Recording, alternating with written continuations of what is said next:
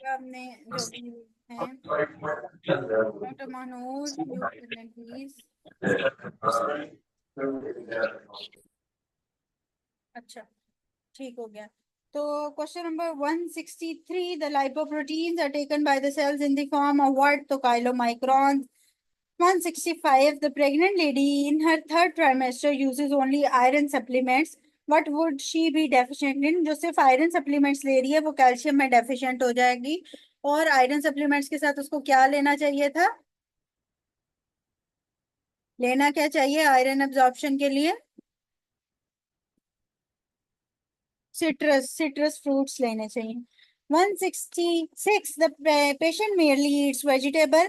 तो जो वेजिटेबल नहीं खाता उसमें B12 की डेफिशिएंसी हो जाती है। और जो सॉरी वो उसके अंदर सॉरी मेयरली ईट्स वेजिटेबल, ठीक है। जो वेजिटेबल खाता है, ठीक है, उसके अंदर B12 की डेफिशिएंसी हो जाती है, ठीक है। और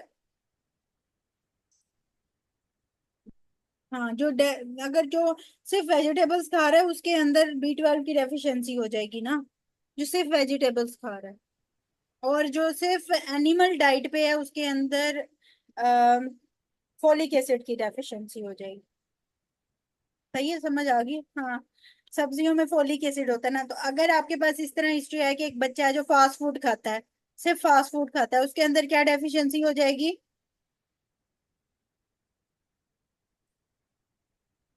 नहीं, सही बताया ना कि अगर वो सिर्फ अ, ये खा रहा है, उसकी सिर्फ मीट डाइट है तो उसके अंदर डेफिशिएंट फोलिक एसिड हो जाएगा।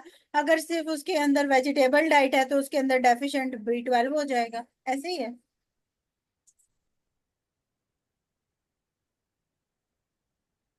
ठीक है, तो फास्ट फूड खा रहा है तो डेफिशिएंट क्या हो जाएगा? फोलिक एसिड डेफिशिएंट हो जाएगा क्योंकि वेजिटेबल नहीं आ रहा। हालांकि अगर वो बर्गर खाए तो उसके अंदर भी आ ही जाता है वेजिटेबल, तो इतनी भी कोई बात नहीं। वैसे एक सवाल है, CPSP वालों से बंदा पूछे। ठीक। हालांकि जो CPSP में आप पेपर देने जाते हो उसमें भी उन्होंने वेजिटेबल रख डाली होगी, फिर मेरी डेफिशिएंसी होती। चलो, ओके। चलो, कोई आप लोगों में से अगर कहीं गया हो तो उसको पता हो कि मैं आप बीती कहानी सुना रही हूँ। अच्छा, उसके बाद क्या है? बस जो जाहिर है CPSP पैसे बचाओ मुहिम पे है। ठीक है, वैसे भी बाज दफा वो चाय भी नहीं देते, बर्गर भी नहीं देते, कुछ भी नहीं देते, कुछ तो किसी किसी जगह पे कुछ भी नहीं देते। बस वो अपनी मुहिम पूरी करते। खैर, क्या ही रोना CPSP को।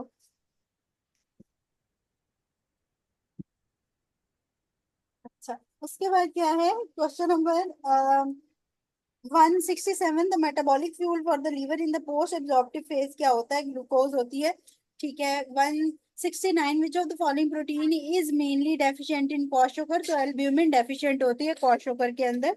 170, no essential amino acid take alpha group from glutamate. 196, इधर लिख दिया thyroxine derived from the tyrosine.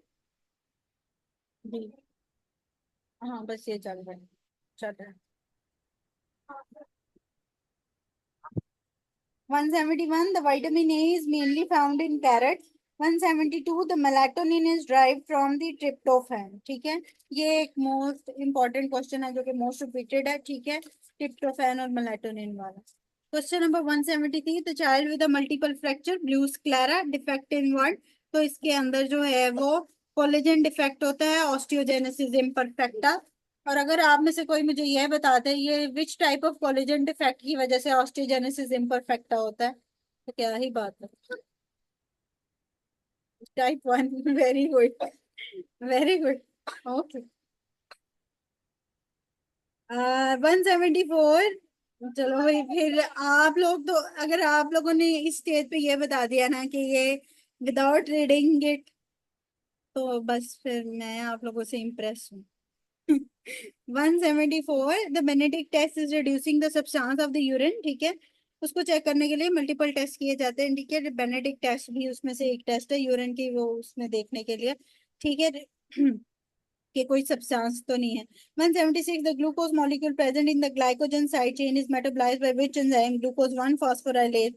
177 the girl presented with a persistent cough with a thick mucus, wheezing and repeated lung infection. She is also having the petechiae all over the body and have bleeding tendency. She is diagnosed with the cystic fibrosis. तो cystic fibrosis के अंदर भी हाँ serotonin में भी होता है मतलब, सेरोटोनिन में मेलाटोनिन नहीं हम कह सकते, ट्रिप्टोफैन कह सकते हैं। मेलाटोनिन तो नहीं कहेंगे ना। ट्रिप्टोफैन के बाई प्रोडक्ट में मेलाटोनिन और सेरोटोनिन हो सकता है, ठीक है। अच्छा। अच्छा, इसके बाद क्या है? सिस्टिक फाइब्रोसिस में हमारे पास होता है vitamin A, D, E and के, ठीक है। लेकिन ए वो वाला विटामिन है जो कि ब्लीडिंग टेंडेंसी कराता है। आपने कभी पढ़ा हो कि वारफरिन टॉक्सिसिटी के अंदर हमारे पास विटामिन के इफेक्ट होता है। विटामिन के जो है वो ब्लीडिंग कराता है, ए ब्लीडिंग नहीं कराता है। ए की डेफिशिएंसी से क्या होता है? नाइट ब्लाइंडनेस, ठीक है। ए, डी, ई एंड के, डी की डेफिशिएंसी से बोन्स का प्रॉब्लम, ई की डेफिशिएंसी से एंटीऑक्सीडेंट वाला प्रॉब्लम आ जाएगा, ठीक है। बॉडी वॉश आउट नहीं करेगी। के की डेफिशिएंसी से ब्लीडिंग होती है, ठीक है। 179 स्कर्वी क्या है? Peri हीमोपेरिकार्डियम।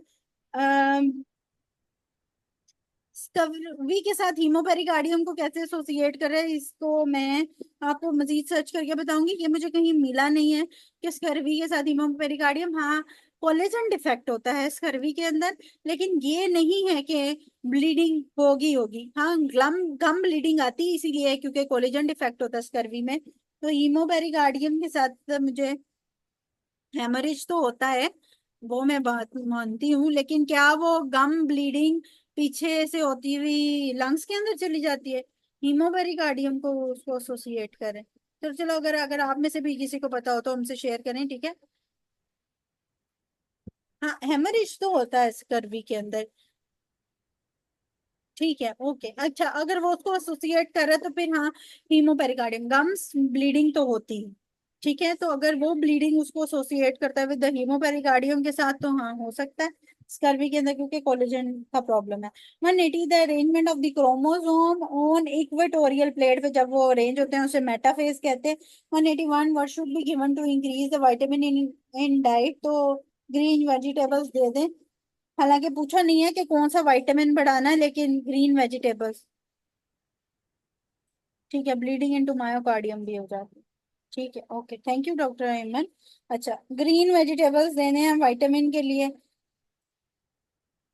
182 the end product of carbohydrate metabolism के अंदर हमारे पास पायरोवेट है, ठीक है।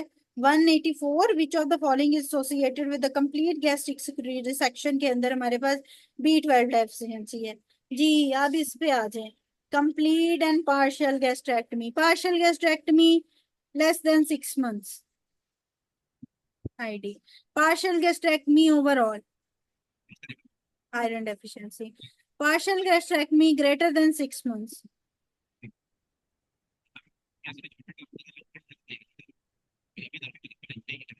पार्शियल गैस्ट्रेक्टमी इंजेक्टेबल फॉर्म में आपने कुछ देना है पेशेंट को, मगेलो मैक्रोसिटिक अनीमिया के साथ प्रेजेंट कर रहा है। B12, very good. Question number 185 the most immediate precursor of epinephrine is what? तो नॉर एपिनेफ्रीन होता है और फिर उसके बाद एपिनेफ्रीन। 186 और इन दोनों के लिए क्या होता है? एपिनेफ्रीन और एपिनेफ्रीन की कन्वर्जन के लिए एक एमसीक्यू था कि एपिनेफ्रीन और नॉर एपिनेफ्रीन की कन्वर्जन में क्या चीज इन्वॉल्व होती है?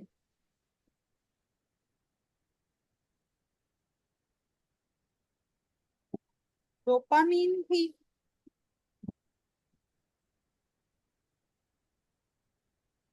हाँ, hydroxylase, dopamine hydroxylase, nor epinephrine को एपिनेफ्रीन में कन्वर्ट करने के लिए हाइड्रोक्सीलेज एंजाइम इन्वॉल्व होता है, इसलिए नॉर एपिनेफ्रीन उसका प्रिकर्सर है, ठीक है। 186 the least amount of minerals tubers के अंदर होते हैं। 187 व्हाट इज ग्लाइकोकेलेक्स? तो कार्बोहाइड्रेट मोइटी का नाम है ग्लाइकोकेलेक्स, ठीक है। कार्बोहाइड्रेट इकट्ठे होते हैं उनको ग्लाइकोकेलेक्स कहा जाता है, ठीक है। ये मेम्ब्रेन पे जो बने हुए होते हैं, अगर कभी आपने देखा वो गुच्छे की फॉर्म में मेम्ब्रेन में हम जब सेकेंड ईयर फर्स्ट ईयर में मेम्ब्रेन पढ़ा करते थे, सेल मेम्ब्रेन। तो उसके ऊपर ग्लाइकोकैलिक्स होते हैं, ठीक है, वो कार्बोहाइड्रेट एंटाइटी होती है उनकी। 188 द प्योरीन मेटाबॉलिज्म एंड प्रोडक्ट क्या है, uric acid. 189 regarding melatonin true is what. तो इसके अंदर it inhibits the pituitary pituitary gonadotrophin. चलो जी, ऐसा हार्मोन जो कि रात को रिलीज हो रहा है और गोनाडोट्रोफिन रिलीजिंग हार्मोन पे इफेक्ट कर रहा है, मेलेटोनिन। ऐसा हार्मोन जो कि सुबह अर्ली मॉर्निंग में ज्यादा है, cortisol. 190 the child with the loose skin with the easy bruisability, patient with a defective procollagen 3. What can be the most striking complication in this? तो इसके अंदर rupture of large vessels हो सकता है, क्यों? कोलेजन टाइप 3 के defect से कौन सी disease? Ehlers Danlos syndrome, very good. अच्छा, एलर डेनलस सिंड्रोम अगर एमएनएस में डिटेल में लिखा हुआ है तो उसको करना है। एलर डेनलस सिंड्रोम का एक एमसीक्यू मैं की अटेम्प्ट में आया था, मेरा तो मेडिसिन का पेपर था, मेडिसिन के ही पेपर में था। अच्छा, उसके अंदर उन्होंने एलर डेनलस सिंड्रोम की टाइप्स पूछी हुई थी, ठीक है। तो टाइप्स आप में से कोई एक बच्चा एलर्ड, हाँ, वेस्कुलर टाइप के साथ था। उसके अंदर वेस्कुलर टाइप भी थी उसकी। अम, और एक वो वाली टाइप थी जिसके अंदर उसके ना जॉइंट्स इन्वॉल्वमेंट नहीं होती है सिर्फ, और हाँ, मैंने एक वेस्कुलर टाइप का पहले बताया था कि उसके अंदर ना जॉइंट इन्वॉल्वमेंट कम होती है, लेकिन जो सुपरफिशियल वेसल्स होती है ना स्किन पे फेस पे वो ज्यादा हो जाती है, विजिबल अपीयरेंस आ जाती है वेस्कुलर टाइप के अंदर। मेरा एमसीक्यू ही गलत हुआ। हाँ, हाइपर मोबाइल भी होती है एक टाइप, लेकिन जो वेस्कुलर टाइप होती है ना उसके अंदर मैंने देखा था कि उसमें ना जॉइंट इन्वॉल्वमेंट उसकी कम होती है, हाइपर मोबिलिटी ऑफ जॉइंट कम होती है रादर देन द के उसकी प्रेजेंटेशन ऑन द बॉडी ज्यादा होती है। मतलब वो एमसीक्यूज ही ऐसे लिखा हुआ था कि उसमें जो पेशेंट प्रेजेंट कर रहा है ना उसकी वेजल्स जो है वो प्रोमिनेंट है स्किन पे, ठीक है। तो कौन सी टाइप है, तो वो वेस्कुलर टाइप थी। मुझे ये लगा कि वो hyper mobility of the joints के साथ ज्यादा इन्वॉल्वमेंट होगी, लेकिन उसके अंदर जो है वो टाइप 3 जो एलर्ट सिंड्रोम वेस्कुलर टाइप जिसके अंदर उसकी वेजल्स जो है वो स्किन पे इन्वॉल्व हो जाती है, ठीक है। तो different types of alert syndrome है। अगर एमएनएस में गिवन है तो उसको एक दफा शेयर कर दीजिएगा ग्रुप में, नहीं तो आप लोगों में से कोई एक बच्चा शेयर कर दे, अगर फिर भी समझ ना आए तो मुझे बताना, मैं शेयर कर दूंगी। हेलर डैनियल सिंड्रोम, ठीक है, क्योंकि वो आया हुआ है एक दफा, तो हो सकता है कि वो दोबारा भी पूछें, और यही एमसीक्यूज ही पूछते हैं। मतलब ऑलमोस्ट ये कि हमें टॉपिक्स यही होते हैं, तो जो टॉपिक हम पढ़े हैं तो एटलीस्ट हमें उसका थोड़ा बहुत हुआ है, ठीक है। तो आप में से कोई शेयर कर दे, नहीं तो मुझे काइंडली बता देंगे नहीं मिला। 191 true about nucleus is what, you chromatin is transcriptionally active and form of DNA होता है, ठीक है। ये नसीम शहजाद को एमएनएससी कह रहे होते हैं। अच्छा, 192 the point mutation causes what, sickle cell anaemia. 193 the which cell have telomerase, तो आरबीसीज के अंदर, अच्छा सॉरी, जर्म सेल्स के अंदर हमारे पास टीलोमरेज होते हैं। 194 during conversion of fibrinogen to the fibrin what will be detected in the blood, fibrinopeptidase. 195 which one is essential amino acid, तो फिनाइल। वैसे ये बहुत ज्यादा याद करने के लिए नहीं, लेकिन ये पीवीटी टीम हॉल के उससे याद कर सकते हैं कि उसके अंदर जो है वो फिनाइल जो है वो एसेंशियल अमाइनो एसिड्स में आ जाता है। 196 the finding in the glycogen storage disease क्या होती है हमारे पास, हेपेटोमेगाली एंड हाइपोग्लाइसीमिया, ठीक है। ग्लाइकोजन ज्यादा होगा तो ग्लूकोज नहीं बनेगी, हाइपोग्लाइसीमिया होगा, और दूसरा हेपेटोमेगाली होगी कि लीवर अपना काम नहीं कर रहा, हेपेटोमेगाली हो गया। 197 the hydrolysis of the DNA release what, the phosphoric acid. 198 the stage in which the spindle fibres attach to the centromere, तो ये एनाफेज होती है। 199 the glycogen store more in which organ, liver के अंदर storage होती है। 200 in which phase of cell division the chromosomes are arrange in the chromatid, तो prophase के अंदर वो अरेंज होते हैं क्रोमोटेड की फॉर्म में। और जो प्लेट पे अरेंज होते हैं वो किस में अरेंज होते हैं,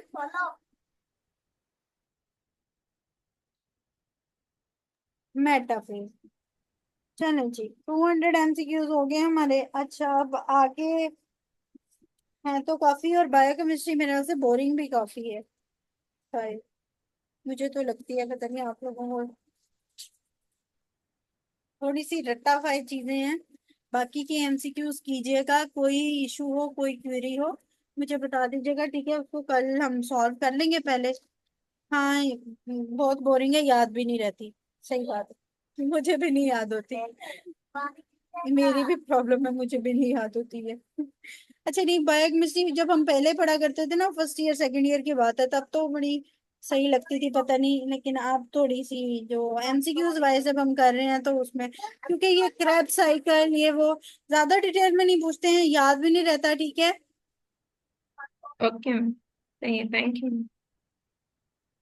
सॉरी।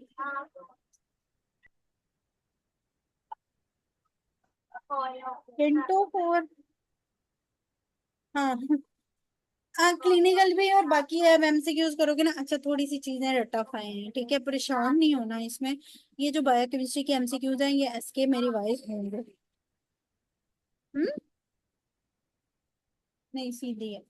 तो जो है क्या कि चीजें रिपीट होंगी।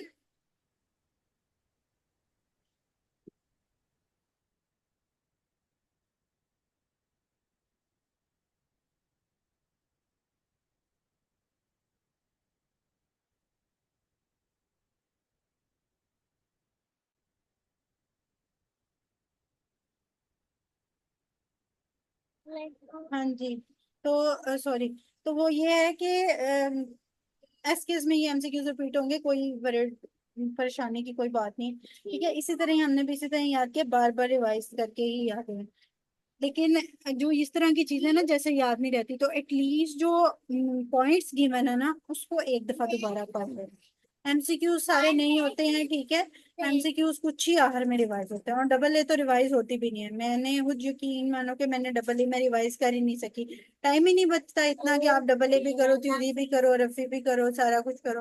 वो नहीं टाइम बचता। लेकिन अगर आपने किसी एक एमसीक्यूज पे हाईलाइट किया हुआ है कि ये वाला मुझे नहीं आया था, अब ये 200 के बाद जो 400 तक है, अगर कोई एमसीक्यूज रिपीट आता है और आप कर रहे हो और आपको नहीं आता, आप उसको हाईलाइट कर लेते हो कि हमें नहीं आया। तो वो आप जब दोबारा देखोगे डबल ए खोल के, तो हाईलाइटेड पॉइंट्स को जब देखोगे एक चैप्टर में से, कितना टाइम लग जाता है हाईलाइटेड पॉइंट्स को देखने में?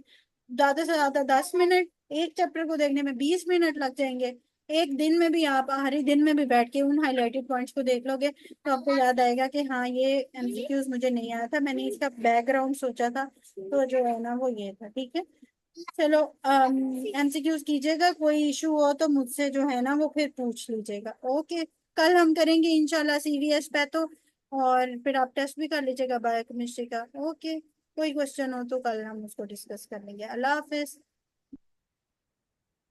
अल्लाह